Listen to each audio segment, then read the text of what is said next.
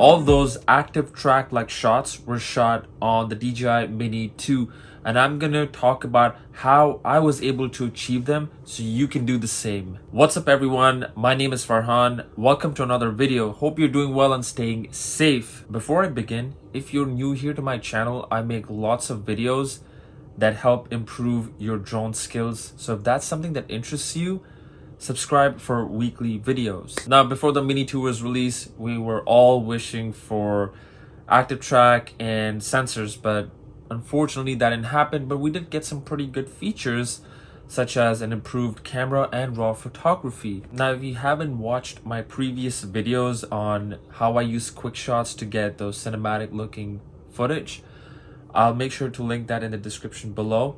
But in those videos, I talk about how I use Quickshots in different angles. What I mean is I don't stay in one place. When I'm using Quickshots, I walk around or use different angles, because when the drone is performing the Quickshot, it is tracking you for that brief moment.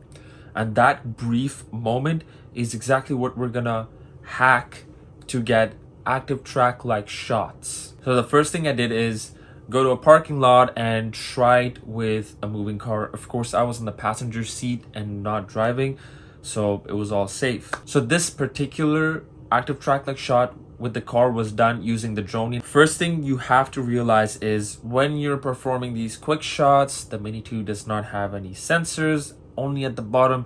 So you have to be extremely careful when flying so that you avoid any accidents. So make sure you're at a good height or a good distance away from the nearest object to avoid any accidents. So I gave this quick shot a couple of tries. I used a dronie, like I mentioned. I put it up at a decent height to be away from the nearest street lamps. So I drew the box on the car, and then once the countdown began, 3, 2, 1, I let the drone move away for a few seconds, about 3 or 4 seconds, and then we drove slowly further, about 20 kilometers an hour or so, 15-20 kilometers an hour. So the Mini 2 was tracking the car, and then it turned as the car was moving in the opposite direction. The drone also moved in the opposite direction, still tracking the car. Now, of course, this is not perfect, but it is pretty good. So you have to give some time when the drone begins to perform the dronie quick shot for it to track you at a distance. So when you're moving, move a little slow so the drone can move in that direction as well. Now, if you're in a more open area, what you could do is place a drone in front of the car or behind the car and perform the dronie quick shot, and it'll still track you when you're moving in either direction. Or you could even place it sideways and drive forward, and it will still track you while pulling away. Now, something I've realized is that if you want the drone to track you a little while longer, you have to increase the distance of your dronie quick shot.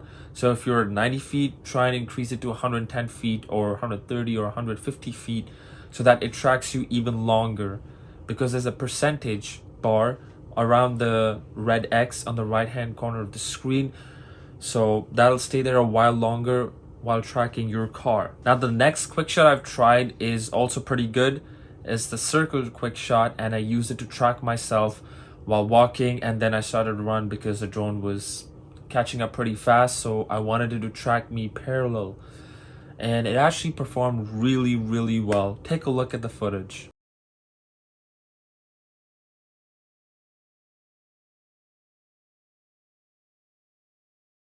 Now, obviously, before starting, I make sure that I'm in the highest resolution possible, which is 4K on the Mini 2, and I draw a box around me, and then I hit go.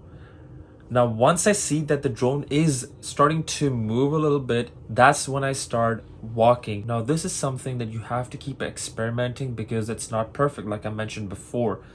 So you have to give this maybe a couple of tries before you get exactly what you want. Now, I got what I wanted in the first shot. This is the first take with the circle quick shot of me walking and then running across the field. The drone was tracking me and framing me in the center almost perfectly the entire time. Once the drone started to catch up faster, I had to start running, and it was catching up really quick, and I was really impressed with it. it was tracking me so well across the field. And then when I stopped, obviously it was turning around to complete the circle quick shot. But if you look at the status bar on the right hand corner, it was stuck at about 24%, which means it was trying to get in front of me, obviously, to complete the quick shot. Now, this is what you have to take advantage of with the circle quick shot. It is going to try and get in front of you and around you.